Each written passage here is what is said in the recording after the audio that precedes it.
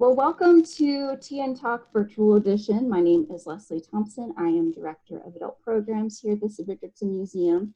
And before we get going, I actually want to start us off with how I like to begin most of our adult programs at the Sid, which is with a land acknowledgement. And for those who aren't familiar, a land acknowledgement pays tribute to the original inhabitants of the land that we're on.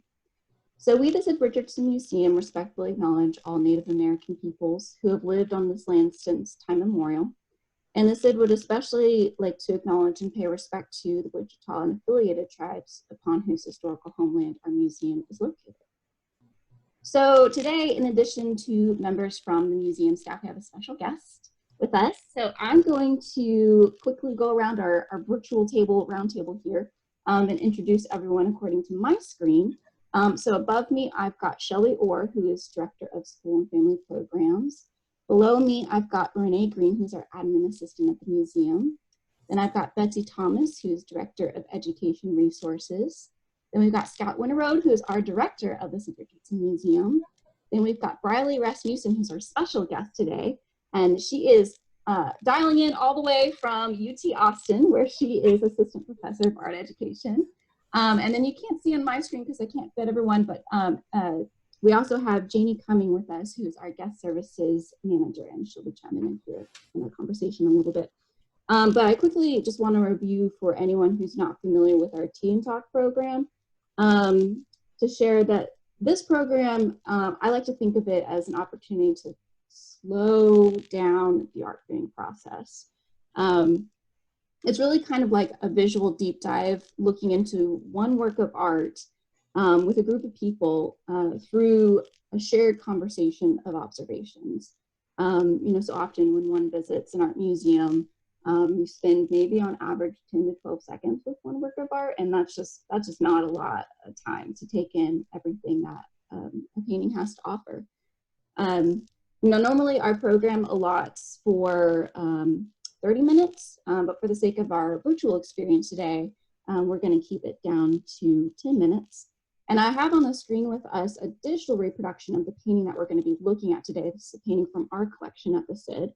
And I want to remind everyone that while it is obviously wonderful in these times to have technology to allow us to see paintings like this virtually, it is obviously not the same, even remotely close to seeing the painting in person. There's so many details and nuances that you miss that you can't see on a screen. But since the museum is currently closed, this is the next best thing.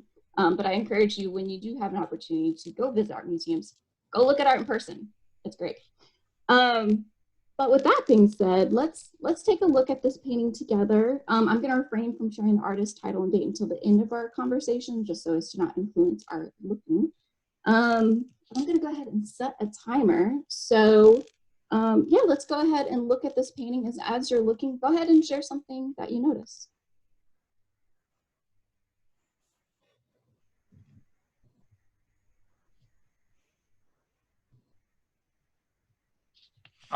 I'll go ahead, and I'll just say that for some reason, as I've been looking at it, as you've been introducing, I keep finding myself less attracted to the foreground and more attracted to those kind of shadowy figures in the dust in the background. They seem to, I find them very interesting whenever I'm looking at the picture on here. So you're moving past the figures in the foreground, and you're kind of going into that dusty area in the back where there's more figures kind of hidden by that dust. Yes. Yeah. The silhouette kind of quality. Yeah. What else do you notice? My eye did the same thing. I mean, obviously we're looking at, well, maybe not so obviously, a Native American man, drawing his bow, and you see an arrow in the bison that he's aiming at. And there's another bison in between him, which gives a really weird sense of space. But yeah, as you were talking, I was really drawn back where Scott was. And then all the way back, I didn't realize for a long time how far back that train of bison goes through the water back there. Oh, down on the left? Yeah, over in this area here. So it looks like they've been running, and there's almost they're through the water as well. So it really gives kind of a sense of how far they're running. Yeah. Yeah, that's a good point. Yeah, so Shelby's noticing just kind of the range of space as you're seeing this herd of bison traveling down and crossing that river in the background. Yeah. What else do you notice? That's the first time I had noticed it too. I noticed that just as your eye trails down, that they're actually coming across from the other side of the river over there up that huge embankment. And I'm trying, and of course we're looking at on something on a screen, and I'm trying to make out if on the other side of the river, and I'll get y'all's opinion, are those possibly Native Americans on horseback, or is that trees and scrubs? I can't tell on either line, either side. I can't quite make out. I wonder if they're like rock formations. See, I thought that in the river, I was like, is that a steamboat? Like, what's a steamboat doing there? Like, that doesn't make any sense, but it kind of looks like a steamboat. But then, like, you also see some stuff, like, kind of up on the bluff. Like, yeah. I'm like, yeah. But I think that it's, like, one of the things that struck me about this is there's so much action, like, right up front.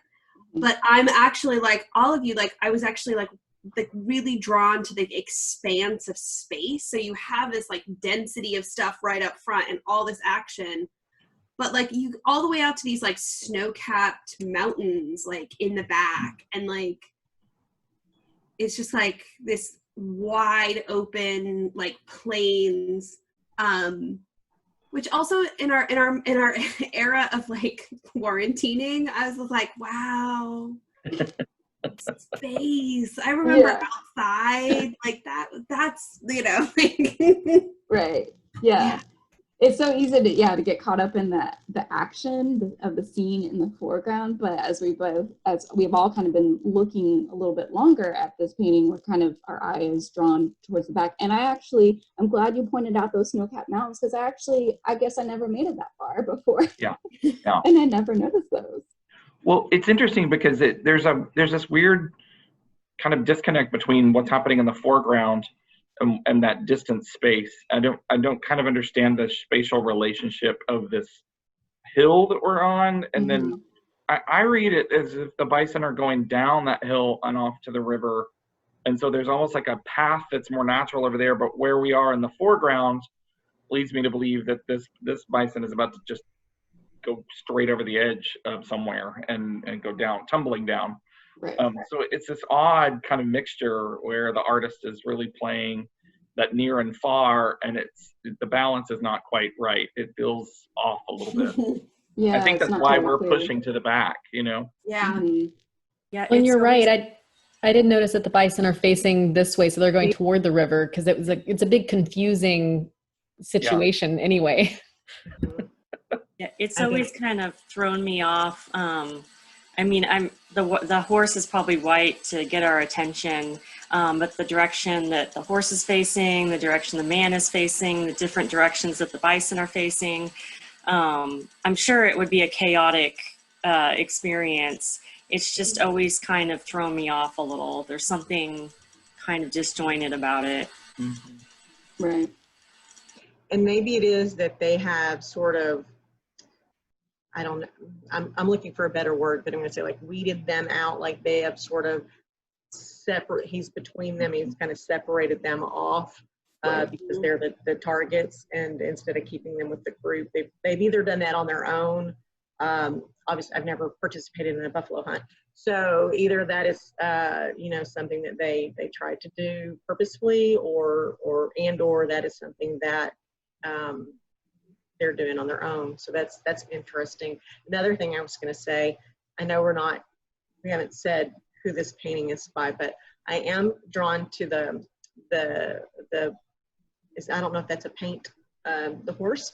But the type of horse. But it something about it puts me a little in mind of another white horse in another painting. In our collection. Yes. There's something about that sort of, I think with maybe the head up and sort of kind of puts me in mind of that other one. So yeah, especially with the back legs, it kind of looks like it's flying in midair a little bit. With the tiger. Something I'm noticing about this painting is For me, we've kind of talked about the dust and like how jumbled everyone is, but also like the colors to me feel really muddied and jumbled as well. To me, like there's the only distinction I can see is of course the white horse and then the sky, and then everything else is just like some shade of brown. Yeah. Yellowy brown, yeah. Right, yeah. and I think that makes it even harder to distinguish everything and what's going on and who's going where. Mm-hmm. What else do you notice? With the two bison, it looks, I mean, I can't tell, but it looks like the one closest to us has an arrow in his back. Am I seeing that? Or is that up at the top there? Yeah. Yeah. And that then, looks like an arrow, yeah. And then I guess he's trying to shoot this other one. But this one doesn't look like he's slowing down from that arrow. I don't know. Yeah. I don't know. That part of the composition looks weird to me. I'm like, who are you aiming at? Yeah, that is confusing. It's unclear, is he still going towards this front bison, or because there's a bison between the two of them, it's unclear is where his arrow might be ending up. But obviously it looks like it takes more than one arrow to take that bison. I know, right? Yeah. Well, and I'm kind of worried about that guy in the back. I'm afraid he's going to accidentally shoot the guy on the horse with an arrow. Oh! That's the mother in me. But I'm like, are you... Concerned about that aim? Should you? Yeah. Right. Yeah. What else do you notice?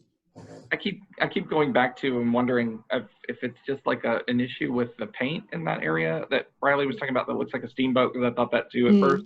And then I decided, no, it must be trees on the edge, or if it's just it could just be discoloration. I wish I had the reproduction. I should have brought the book in and looked, but yeah, it's odd back there, and I don't know what that is, and I want to know now. Mm-hmm. It almost looks like people to me on horseback. Yeah. But I mean, that doesn't mean that's what it is, but in my imagination, that's what I think. Well, and then there's some kind of, it looks kind of similar on our side of the bank. Back there, there's also some vertical kind of shrubbery or whatever. So I don't know if it's the same thing or if it's further down to the left. There's like these little also. Yeah. Well, I think the skull and the front's a little ominous down in that corner. Mm-hmm. Yes. These guys in the front are going to be like that real soon. Foreshadow. Yeah, foreshadowing. A little like bison memento mori. Yeah, I was gonna say a Western memento mori. Yeah. Shades of things to come. Yeah. And again, I've not ever studied about, this job is obviously, I can't imagine how exhausting this would be with bow and arrow. And that may be what they do. Cull, I think is the word I was looking for earlier. To cull them out, you shoot them, and then to probably track them and probably get more arrows into them. And that may be, that may be the point. But I know whatever the case, these are indigenous folks are really, really having to work for, their subsistence. Their everything. Yeah. Right. Yeah. Oh. Yeah. Well, we've just reached our 10 minutes here. And I feel like it just flew by so quickly. Hey, Leslie. Yes. Before you say a lot, I wanted to. Would you tell me the artist? And I know who the artist is, but I will announce. but I wanted to clarify a few things we were saying about this picture before we end it, because I feel like we were talking about some awkwardness and the color palette and things, and I feel like we need to say a little bit about why we were talking about those things in relation to this particular painting. Yeah. Sure. So this painting is by Charles Russell, who is one of the artists in our collection. And this painting is titled The Buffalo Runners, and it's from circa 1892. So still fairly early mid-career for Charlie Russell. So what were some of the things that you wanted to mention about it, Scott? Well, just because it's so early, and I think that says a lot about the color palette and why it's so, neutralized in that brown tone. But also what I really like about it is that it sets up that landscape that he utilizes over and over again of that river bottom and that distance. So he's kind of trying to work through that near far kind of play that he does really late in his career. It's best seen in our 1922 painting, When White Men Turn Red, because you really, that's what I love about our collection, is that we have such a nice overview of Russell's work from beginning to end of his career.